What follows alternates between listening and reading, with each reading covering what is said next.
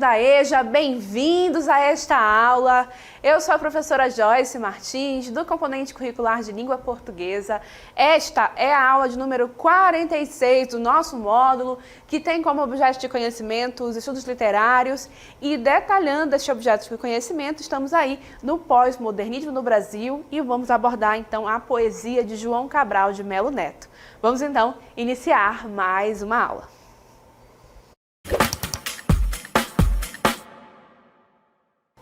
Muito bem, o nosso escritor, nosso poeta selecionado para esta aula se enquadra, está aí, vamos dizer assim, didaticamente enquadrado nessa geração que pode ser chamada de terceira fase do modernismo brasileiro, pode ser chamada de geração de 45 ou pós-modernismo. É uma fase que se situa aí entre os anos de 1945 até 1960, não é?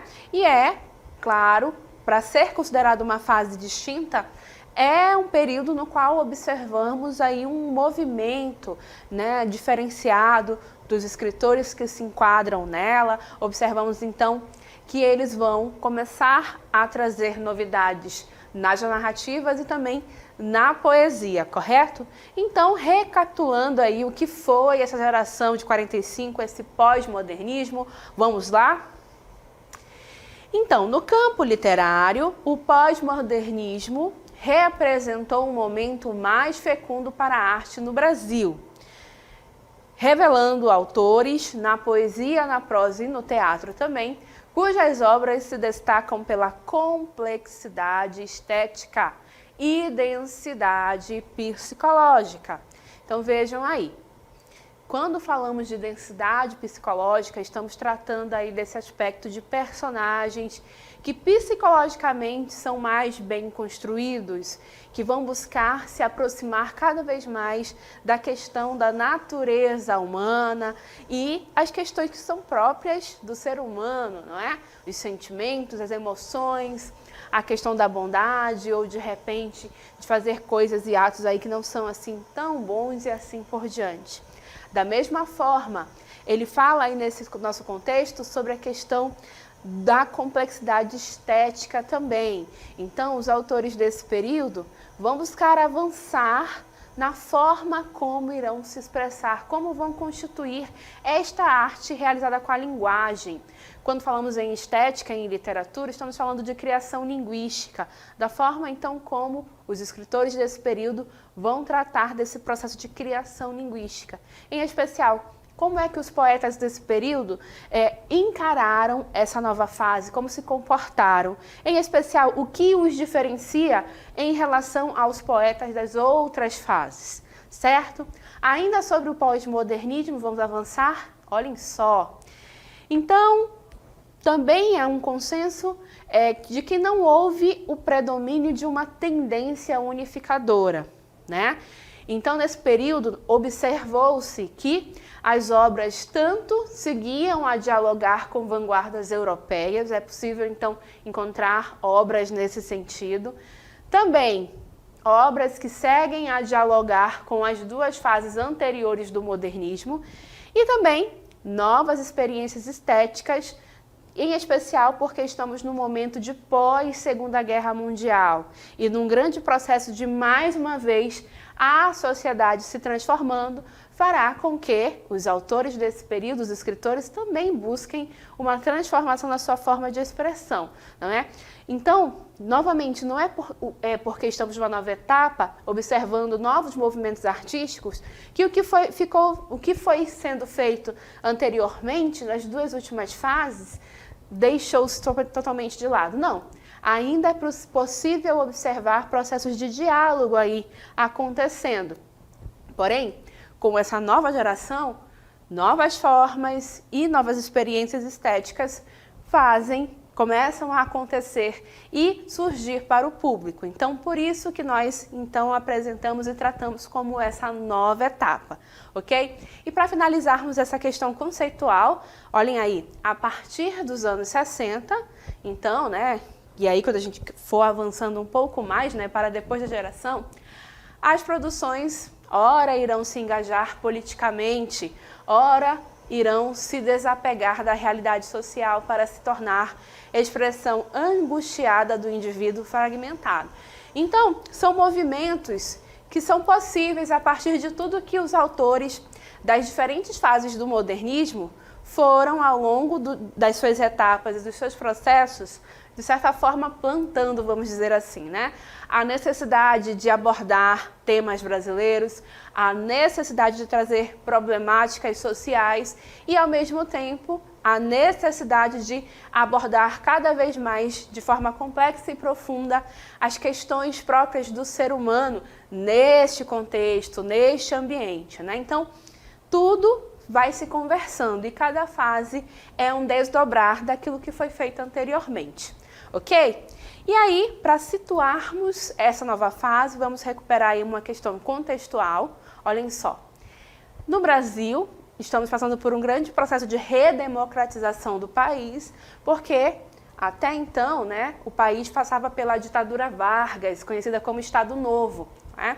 Então, em 1945, o Brasil passou pelo fim desse Estado Novo e o retorno, então, das eleições diretas aí para a eleição de presidente. E nesse processo tivemos o governo de Juscelino Kubitschek, que foi eleito com essa promessa de desenvolver o Brasil em 5 anos, o que seria equivalente a 50 anos. Então, 50 anos em 5 era o seu slogan, era a sua promessa, e foi nessa tônica aí que se observou que o governo de Juscelino buscou ampliar aí, né, a questão das estradas, da industrialização do país, também a construção de Brasília. Observou-se nesse período também o crescimento das cidades no Brasil, então esse movimento do campo para a cidade se intensificou, né, o que nos dá aí o crescimento urbano.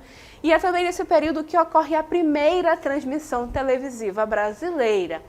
Em relação ao contexto mundial, avançando aí a cartela, é também nesse período aí que nós assistimos, né, o mundo passou pelo fim da Segunda Grande Guerra, né, e também nesse contexto o fim do sistema totalitário nazista, que era o regime que estava vigorando lá na Alemanha e que, entre outras coisas, perseguia os judeus e fazia com que eles tivessem que fugir da Europa, né, ali das regiões em que o nazismo tinha capilaridade, justamente para que pudessem salvar as suas vidas, né? Então, o fim de tudo isso faz com que o mundo, de certa forma, se encontre em um processo mais pacífico, correto?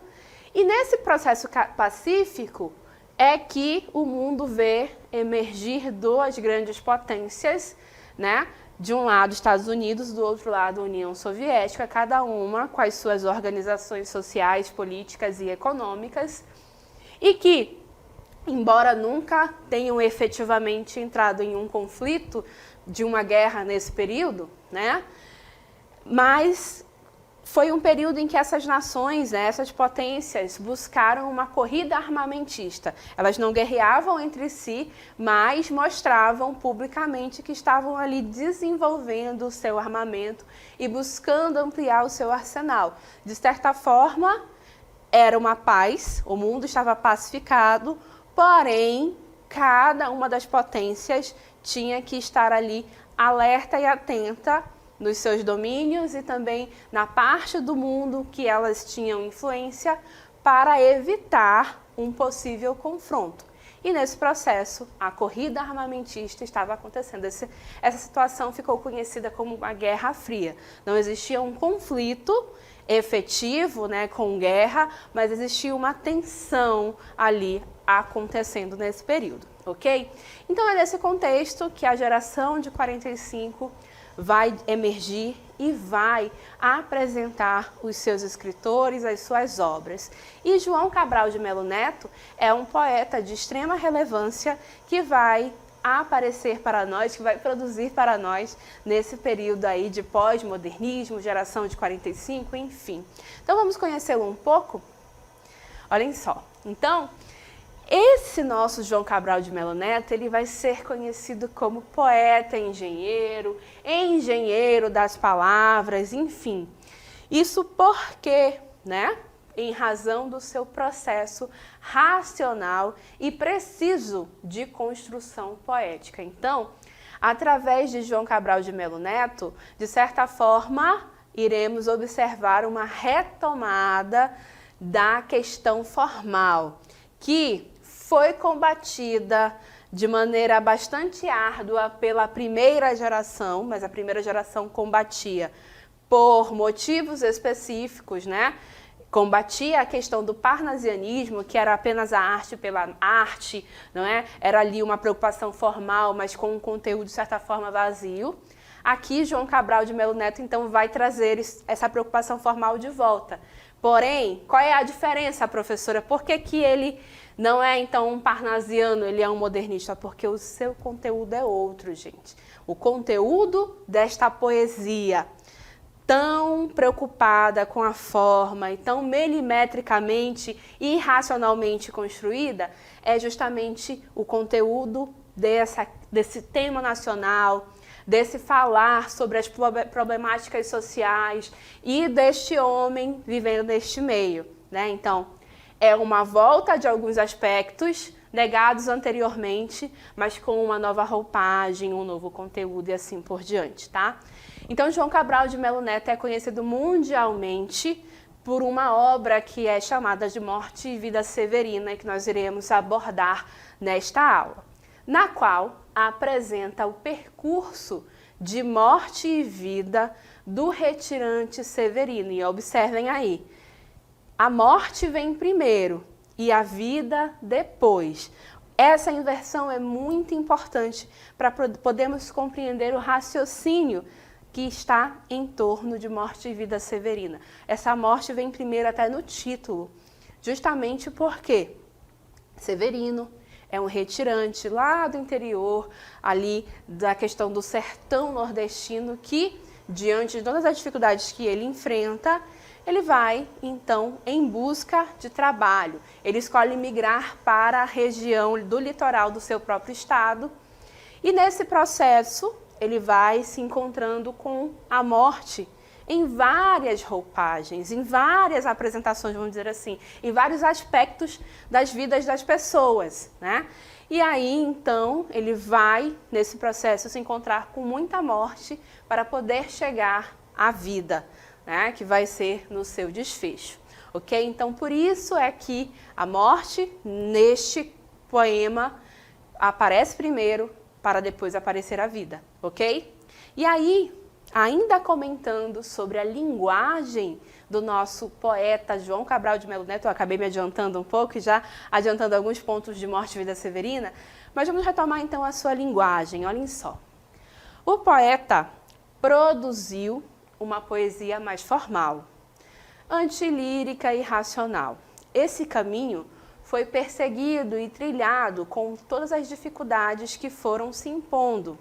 Mas a verdade é que, de posse dessa certeza, Cabral fez escolhas únicas. Buscou seus pares, por exemplo, na pintura e na arquitetura, mais do que na poesia.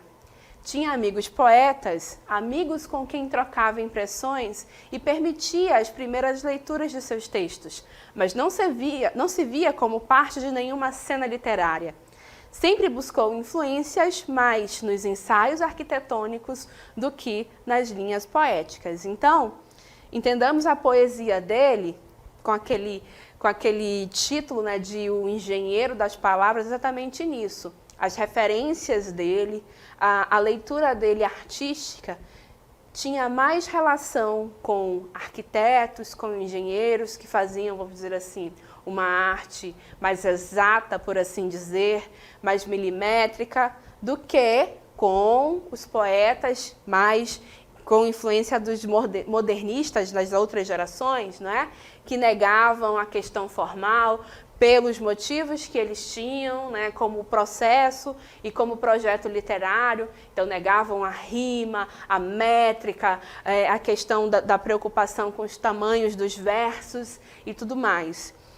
E na concepção de João Cabral, era uma outra leitura, uma outra referência artística, então ele partia para outros pressupostos.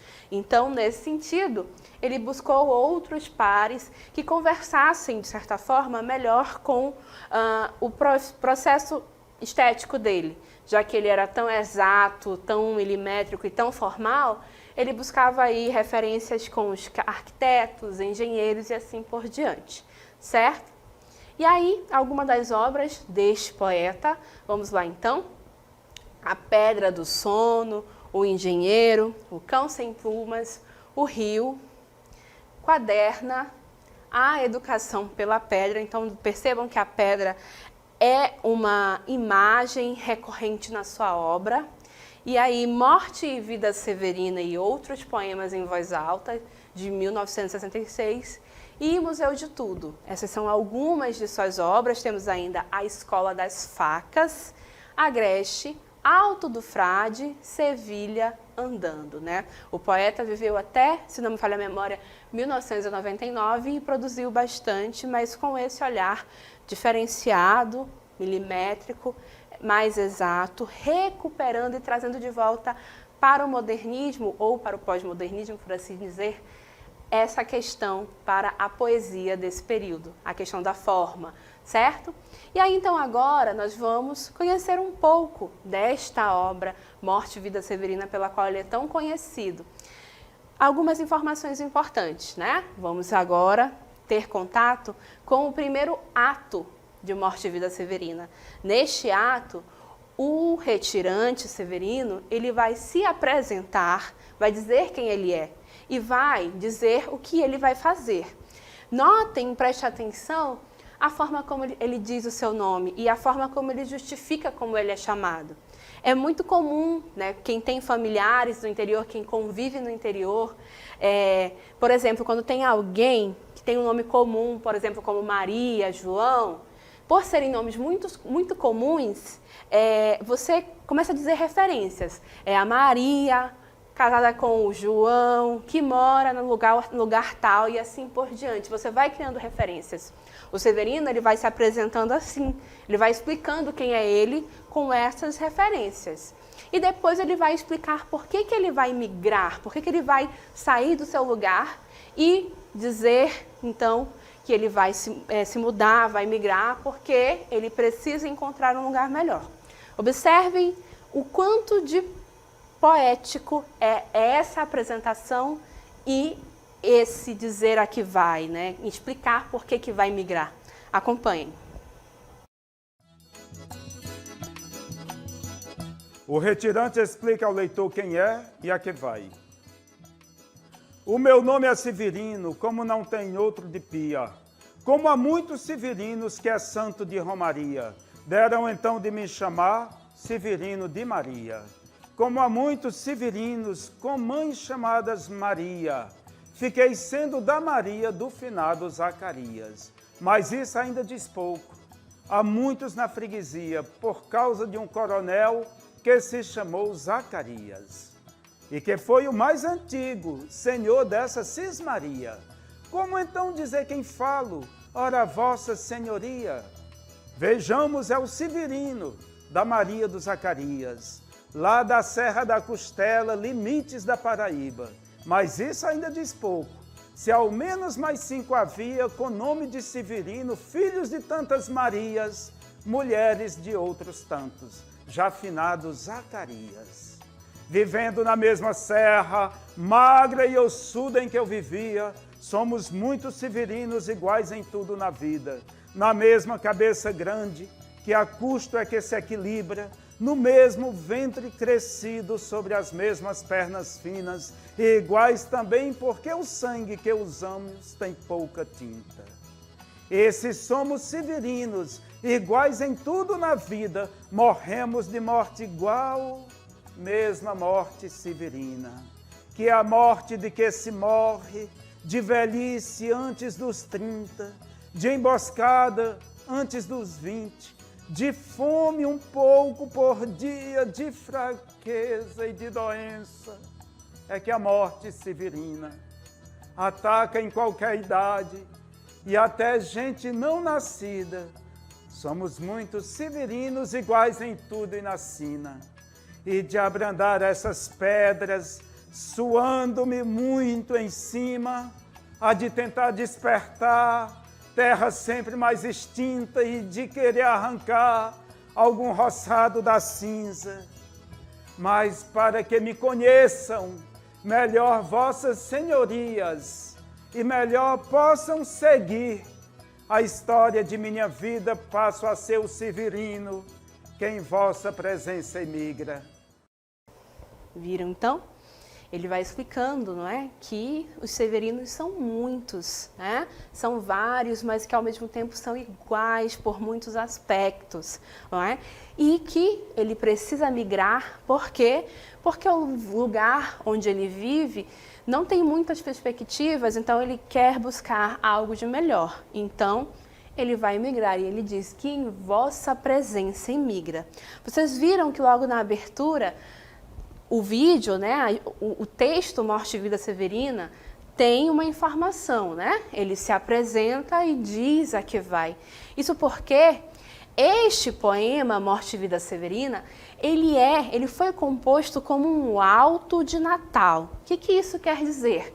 Ora, um alto, vamos colocar a cartela no ar, por favor, olhem só. Segundo a tradição dos altos medievais, os altos são composições que são escritas para serem encenadas teatralmente, né? Temos aí um alto muito famoso que se tornou série de TV e depois filme, né? Que foi o Alto da Compadecida. Também Morte e Vida Severina foi composto como um alto para ser encenado no Natal, não é? E, seguindo a tradição dos altos medievais, faz uso da redondilha maior, do ritmo e da musicalidade, recursos de agrado popular. O que quer dizer redondilha maior, professora?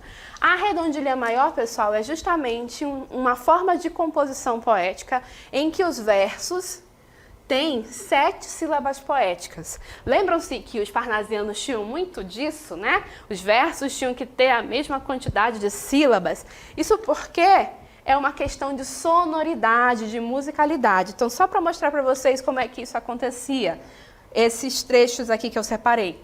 Só os roçados da morte compensam aqui cultivar. E cultivá-los é fácil, simples questão de plantar, né? Então, olha aqui nesse verso. Só os roçados da morte. Lembrando, né, que aqui a gente vai até a sílaba tônica da última palavra. Então, olhem só. 1, 2, 3, 4, 5, 6, 7 versos. Redondilha maior. Vou fazer aqui no último também. Simples questão de plantar. 1, 2, 3, 4, 5, 6, 7. Até a sílaba tônica da última palavra. Então vejam que de fato existe uma preocupação formal. Mas essa preocupação tem a ver com a característica, com a musicalidade.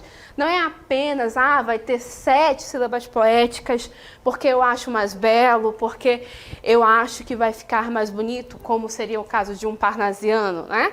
Aqui tem a ver com a musicalidade, com a questão do ritmo da leitura, da declamação, não é? A redondilha maior, em geral, os textos compostos com esta medida, eles têm um gosto popular, as pessoas se agradam mais, isso é comprovado. Então, tudo isso foi pensado. Então, a preocupação formal não é à toa, tá certo, gente? E aí, então, avançando, algumas informações sobre o título, né? Morte e Vida Severina, mas o nosso personagem central é o Severino. Então, por que aqui no título não é Severino, né? Mas é justamente, primeira coisa, a inversão entre as ideias de morte e de vida, né? De vida e morte. Primeiro vem a morte, a morte, a morte, só depois a vida é que vai vencer e será encontrada, né? E aqui, Severina, no título, Severina é um adjetivo. E foi usado por esse poeta com a intenção, né, de dizer que é algo comum. Né? Comum a muitos outros sertanejos da região. Não é uma exclusividade deste nosso personagem. Assim como a gente viu, por exemplo, lá na segunda fase, o Carlos Drummond de Andrade usando o nome José para falar da coletividade, aqui o nome Severina também vem nesse processo. Ele é um adjetivo para dizer que é uma situação comum. Então, a morte aqui, infelizmente, é comum nesse contexto. E a vida, né, que vai ser encontrada, vai ser também uma vida severina, a vida de pessoas comuns. É isso que ele quer focalizar. E ao utilizar esse nome Severina como adjetivo, ele quer evidenciar esse processo, né? E aí esse trecho que nós separamos nos diz justamente isso. E se somos severinos iguais em tudo na vida, ou seja, severinos, somos iguais, somos comuns, somos o povo, teoricamente não temos nada que nos diferencie uns dos outros, morremos de morte igual, mesmo a morte severina. Então também a morte seria comum a todos, de maneira igual. Então, já no título nós temos esse conjunto de informações interessantes a serem observadas e também esse processo de inversão, né, da morte em relação à vida, ok? Adiante agora sobre o enredo deste nosso alto de Natal, né? Severino é um lavrador do sertão pernambucano que foge da seca e da miséria e parte em busca de trabalho na capital, Recife. Trilha o leito seco do rio Capiberibe, né? Então é por esse caminho que ele vai. E nesse caminho ele vai só encontrar fome, miséria e mortes de severinos como ele, né? Então de pessoas comuns. E ele vai encontrar a morte em diferentes aspectos da vida das pessoas. Ele vai encontrar uma localidade em que a morte tem relação ali com a questão dos conflitos de terra, né? Então terá a questão ali dos fazendeiros matando os pequenos proprietários para tomar posse ali da terra, daquela pequena porção de terra e assim aumentar os seus domínios. Vamos ver pessoas que vivem do negócio da morte, né? Então, pessoas que choram profissionalmente nos enterros, pessoas que trabalham enterrando, enfim. Como eu disse, a morte vai aparecendo em diferentes aspectos ao longo deste poema e, ao final, ele vai conseguir encontrar a vida sim, fica em caos, né? E aí, seguindo adiante, né, o processo de migração, né, que é uma coisa extremamente forte nesse período, né, ele mesmo vai migrar justamente porque ele quer ter uma perspectiva melhor, ele não quer, né, de repente passar ali pela seca e quem sabe até morrer ali naquele lugar, então por isso que ele sai em busca de vida, em busca de melhoria, né? Então na sua trajetória, ele vai acompanhando a mudança da paisagem, né? Ele sai do sertão, mas o sertão é apenas uma parte do Nordeste, né? Conforme vai se aproximando do litoral, a paisagem vai se modificando e o Severino observa isso ao longo da sua caminhada, né? Ele vai acompanhando a mudança da paisagem, porém sempre se deparando com a miséria da população mais humilde, né? Então, olhem só, vamos avançar a cartela, por favor. Bem me diziam que a terra se faz mais branda e macia quando mais do litoral a viagem se aproxima. Agora, afinal, cheguei nesta terra que diziam, como ela é uma terra doce para os pés e para a vista. Os rios que correm aqui têm água vitalícia. Então, vejam que ele observou que, de fato, mudou a paisagem, a terra é mais macia, mais úmida, o lugar é agradável, o clima é melhor, porque ele sai daquela situação de seca extrema do sertão e está chegando para a região do litoral, que é também nessa região aí que há, de fato, um clima mais ameno, mais agradável, de grande região de cultivo, mas ainda nesse processo ele vai observar a questão da miséria da população, né? Mesmo chegando em outro ponto do Nordeste. E aí, olha só que interessante, ele vai observar também, avança por favor, a morte do rio. Mas a morte do rio é porque ele encontra o mar, né? Então o rio morre para dar vida, para encontrar a vida do mar, vamos dizer assim, né? é chegar logo ao Recife, derradeira Ave Maria do Rosário, derradeira invocação da ladainha. Recife, onde o rio some e esta minha viagem se finda, né? Então, o rio vai morrer no mar. Então, ele vai observar essa morte também, mas vai chegar à conclusão de que é porque ele chegou ao mar, que é o seu destino final. É a cidade que ele busca para buscar trabalhar nessa região, tá bom? E depois de encontrar tantas mortes em seu caminho, né, ele finalmente encontra a vida, porque ao chegar na cidade, ele encontra com o nascimento de uma criança, né, que vai aí crescer e, de certa forma, isso significa a sua esperança renovada, depois de todo o seu processo de mudança, né, do sertão para a cidade. Vou dizer todas as coisas que desde já posso ver na vida desse menino, acabado de nascer. Aprenderá a engatinhar e aí ele vai começar a falar tudo que esse menino vai fazer.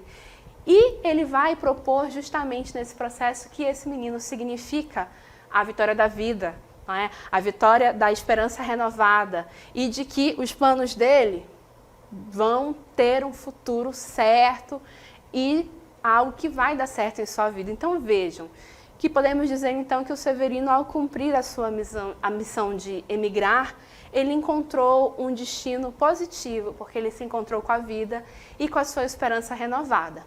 E assim então, nós finalizamos essa aula na qual apresentamos a vocês João Cabral de Melo Neto, a sua obra mais famosa, Morte e Vida Severina, e compreendemos que este poeta ele vai fazer o processo de retomada de questões formais que foram negadas em outros momentos do modernismo, mas é uma questão formal com um conteúdo diferente do que era feito lá pelos parnasianos, por assim dizer, ok? E assim encerramos esta aula.